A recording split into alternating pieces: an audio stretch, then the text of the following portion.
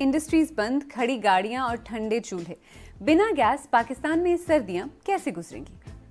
अभी तो सर्दियां स्टार्ट भी नहीं हुई हैं और गैस ने इतना ज़्यादा मसला बना हुआ है हर घर में, और सब लोग तो अफोर्ड नहीं कर सकते सिलेंडर लेके आना। बच्चों का भी ज़ाहिर है सुबह स्कूल भेजना होता है, काम पे जाते हैं, अक्सर भूखे ही चले जाते हैं।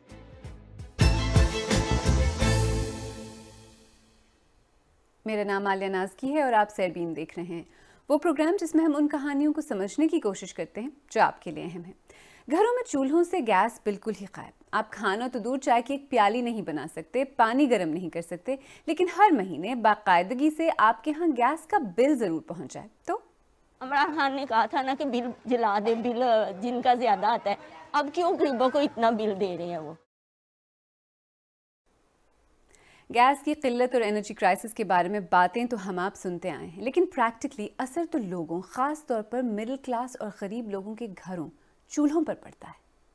सर्दियों में तमाम तर कामों का दारोमदार ही गीज़र, चूल्हा, मतलब गैस दस्तयाब होगी तो सारा चक्कर एक सर्कल चल रहा होता है। कोई शेड्यूल भी जारी नहीं किया जाता कि कब से कब तक गैस का प्रेशर कम कर दिया जाएगा या गैस बिल्कुल ही गायब कर दी जाएगी। अर्ली मॉर्निंग जब बच्चों को स्कूल भेजा जा रहा होता है तो तब भी गैस मौजूद नहीं होती, बच्चों को बगैर नाश्ते के भेजना पड़ता है। पूरे 4 महीने गैस का बिल आता है घरों में, लेकिन गैस नहीं आती। लेट नाइट बार बार चूल्हा ऑन करके देखते हैं कि कहीं थोड़ा बहुत प्रेशर तेज़ हुआ है तो सालन बना लिया जाए, खाना बना के रख दिया जाए, क्योंकि अब भूखा तो मरना नहीं है, अगले दिन कुछ ना कुछ तो बच्चों को भी खिलाना है, खुद भी खाना है। तो 2-2 दिन का खाना बना के रख दिया जाता है उस बहुत शॉर्ट टाइम में। अगर मेहमान घर में आ जाएं तो आप यकीन करेंगे चाय की एक प्याली तक उनको पिलाने के लिए गैस नहीं होती। जब चूल्हा ही नहीं जल रहा होता, खाना ही नहीं बन पा रहा होता है, मूड ख़राब रहते हैं, कभी शोहरों के, कभी बच्चों के। रावलपिंडी इस्लामाबाद में बहुत ज़्यादा सर्दी होती है तो हमारे पास गैस के हीटर हम नहीं लगा सकते, ये तो हम तसव्वुर ही नहीं कर सकते। गर्मियों में लोड शेडिंग, बिजली न होना, इसमें कोई नई बात नहीं, लेकिन अब सर्दियों में गैस गायब, मसला है क्या? लंबे अरसे से बिजली की कमी का शोर तो कोई नई बात नहीं, लेकिन गुज़िश्ता चंद बरसों से गैस का बहरान भी बढ़ता जा रहा है। मौसम सरमा निस्बतन पुरसुकून होता था, पर अब तो सर्दियों में ज्यादातर पाकिस्तानी गैस की लोड शेडिंग भी भुगतने लगे हैं। नतीजा यह है कि गैस की कमियाबी भी बंद सनतों, गैस पर चलने वाली गाड़ियों की लंबी कतारों, ठंडे चूल्हों और सर्दी से कपकपाते लोगों पर बिजली बनकर गिरती है। दूर दराज और देही इलाकों में तो लोग फिर भी लकड़ियां जलाकर और दूसरे तरीकों से किसी न किसी तरह सर्दी का मुकाबला कर लेते हैं। शहरों में ये भी मुमकिन नहीं। माहिरीन के मुताबिक आर्जी सियासी मफादात पर मबनी फैसलों और तवीलुल मुद्दत पॉलिसियों की अदम मौजूदगी ने सूरत हाल को इस कदर संगीन मोड़ पर पहुंचा दिया है जहां मौसम कोई भी हो, कोई ना कोई बहरान आवाम की ताक में रहता है। और बिजली की ही मानिंद बात अगर कुछ दिनों या एक आध बरस की होती तो भी शायद आवाम को कुछ ढारस रहती, लेकिन माजी की रोशनी में खुद सरकारी पेशगोइयां देखकर तो अच्छे दिनों की उम्मीद पर भी ओस पड़ जाती है। पाकिस्तान में गैस की डिमांड पूरी करने के लिए LNG या नेचुरल गैस की दरामद 2015 से शुरू हुई थी। इस वक्त पाकिस्तान में घरेलू और सनती कंज्यूमर्स के लिए गैस की रोज़ाना मजमूई डिमांड 4 अरब क्यूबिक फुट है और इस डिमांड का तकरीबन 3/4 हिस्सा गैस की मुल्की पैदावार से पूरा कर लिया जाता है। लेकिन मुसलसल बढ़ती हुई तलब पूरी करने के लिए बाकी तकरीबन 1/4 हिस्सा पाकिस्तान को इम्पोर्ट करना पड़ता है। लेकिन खुद सरकारी अंदाजों के मुताबिक सन 2028 तक ये शरह बिल्कुल उलट जाएगी, यानी पाकिस्तान को 3/4 गैस बाहर से मंगवानी पड़ेगी। फिगर्स, बड़ी बड़ी बातें और सरकारी प्लान्स, लगता है जो कुछ आम आदमी पर बीतती है वो किसी और ही दुनिया की कहानियां हैं। गैस का तकरीबन बहुत मसला है।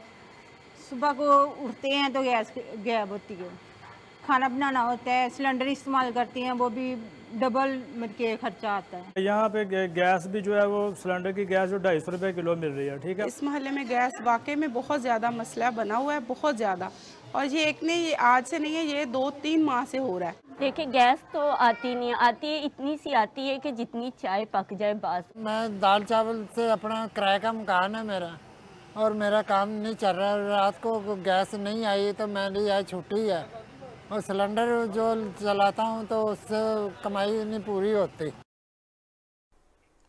क्या गैस की कमी की वजह से आप भी मुतासिर हो रहे हैं? हमें कमेंट सेक्शन में बताएं और अगर आपको हमारा प्रोग्राम पसंद आ रहा है तो हमारे YouTube चैनल को सब्सक्राइब करें और जो बेल आइकॉन है उस पर ज़रूर क्लिक करें। अब इमेजिन करें कि ऐसी सूरत हाल में आपका कारोबार गैस पर डिपेंड करता है। आप बेकरी चलाते हैं, ऑफ एंड ऑन जो है गैस आती है नहीं आती, हमारे लिए ऑल्टरनेटिव फ्यूल के ऊपर जाना, फिर ऑल्टरनेट फ्यूल के हिसाब से मशीनरी के ऊपर जाना बहुत तकलीफदेह अमल रहा है। ऑल्टरनेट फ्यूलिंग के अंदर हमारे पास डीजल भी है, एलपीजी भी है, लास्ट रिजॉर्ट के ऊपर लकड़ी भी चल रही है, लेकिन आप इनकी कॉस्ट से अंदाज़ा कर लें कि ओवरऑल आपकी कॉस्ट ऑफ प्रोडक्ट कितनी ज़्यादा हो गई है।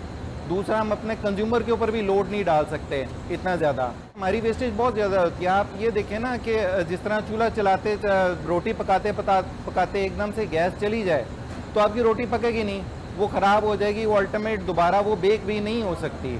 तो इसी तरह हमारा भी प्रोसेस चल रहा होता है कि जिसके अंदर आपकी प्रोडक्ट बेक हो रही होती है, एकदम से गैस का प्रेशर डाउन हो जाता है, जिसकी वजह से वो वेस्ट ज़्यादा होती हैं। हमारी प्रोडक्शन वेस्ट बहुत ज़्यादा निकल रही है इस साल। पीटीआई के ऑफिशियल ट्विटर हैंडल से इस बारे में एनर्जी मिनिस्टर हम्माद अजहर का एक इंटरव्यू शेयर किया गया, जिसमें वो कहते हैं कि तासुर ये दिया जा रहा है कि सर्दियों में गैस की कमी की वजह शायद ये है कि हमने वक्त पर एलएनजी नहीं खरीदी, जबकि हकीकत ये है कि एलएनजी तो मतलूबा मिकदार में ही खरीदी जा रही है, मगर गैस के ज़खायर की कमी से गैस की फराहमी में मसाइल हो रहे हैं।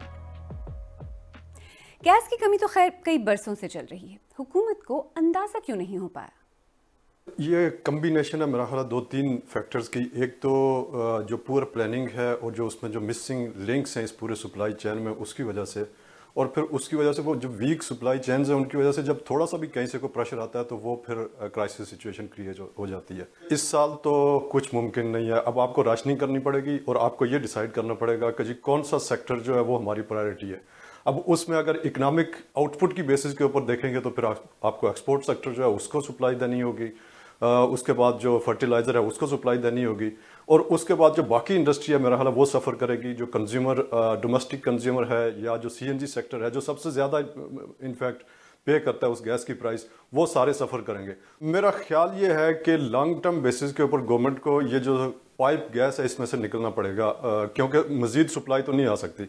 ऊपर से हमारी बदकिस्मती मैं उसको कहूँगा कि सियासी बुनियादों के ऊपर ना सिर्फ ये गवर्नमेंट बल्कि इससे पहले भी जो गवर्नमेंट थी वो सियासी बुनियादों के ऊपर गैस स्कीमें, नए नए इलाकों को गैस सप्लाई स्कीम देते रहे, जबकि पीछे से सप्लाई कोई नहीं आ रही।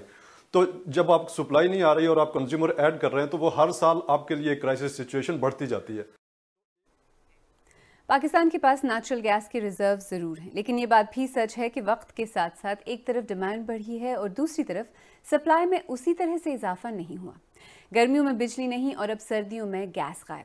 बात यहाँ तक पहुँची कैसे? इससे बढ़कर यहाँ सवाल शायद ये है कि क्या पाकिस्तानी हुकूमत के पास इस मसले और इससे पैदा होने वाली मुश्किलात से निमटने के लिए कोई प्लान, कोई स्ट्रैटेजी है, या फिर ये एक और ऐसी चीज़ है जिसकी लोगों को आदत डाली